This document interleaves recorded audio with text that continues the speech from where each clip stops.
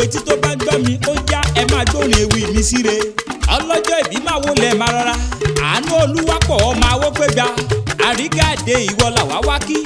apọ́nbẹ́kọ rẹ abojú dédé bí òṣùmàrè tí ń bẹ lókè onínúure oníwà ire obìnrin ọ̀rọ̀ rẹ tóbi létí wọ́n jẹ́ kó máa yé mi wípé onílárí onídẹ̀ríbà okó ni mọ́ra okú ọdún okú yèdú ọdún ayọ̀ ló sì máa ṣe olúwa fẹ́ràn mi ló ní kí n máa kíyọ ọláníyì ó ní kí n máa kíyọ pẹ̀lú wọ́n ní kí n máa kíyọ wọ́n ní kí n máa kíyọ wọ́n ní kí n kíyọ délé bàbá tó bí ọlọ́mọ ìrè èkìtì níyọ ìrè èkìtì náà ní bàbá tó bí ọlọ́mọ ọmọ àgbà ọmọ olóṣè ọmọ òkú rẹkẹtù òṣèrà rẹ wà ọmọ kíkú là kékè tì ń gbọ́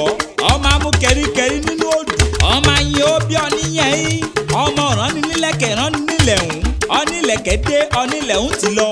ọmọ alápọ̀pọ̀ sẹbẹsẹbẹ lódò kèléjú ìgbìmọ̀ kàìsàgbà ìbẹ̀rà àwọn mi ní kèléjú nígbà òdù ilẹ̀ ọmọ alágbàdo ọ̀rárá ruru àrìmọ̀nà gbé sínú àgbàdo ilẹ̀ ọmọ olókè méjì rìn èyí máa gùn máa délé ó sọdún èyí wàá ṣèmí ìsí lágbára lọ́wọ́ olúwo ọba lágbára lọ́wọ́ bàbá òkè àyúnlọ àyúnbọ̀ lọ́wọ́ ń yẹnu àwọ̀ títò tó bá mú wálé ayé ló máa mú padà lọ sóde ọ̀run orí ẹjẹ́ kó dàgbà orí ẹjẹ́ kó lówó orí ẹjẹ́ kó níláárí orí ẹjẹ́ kó ṣe ń tọ́ máa ń ṣe fún bàbá orí ẹjẹ́ kó ṣe ń tọ́ máa ń ṣe fún yeye ó kú ọdún okú yèdú o happy birthday to you and we all wish you long life and prosperity àpáta pàrẹ̀wì lèmi ń jẹ́ tó bá lẹ́ni tó fẹ́ kàn sí mi ẹni kí wọ́n pè mí sórí nọ́mbà sáìdì tọ̀dọ̀ tèmi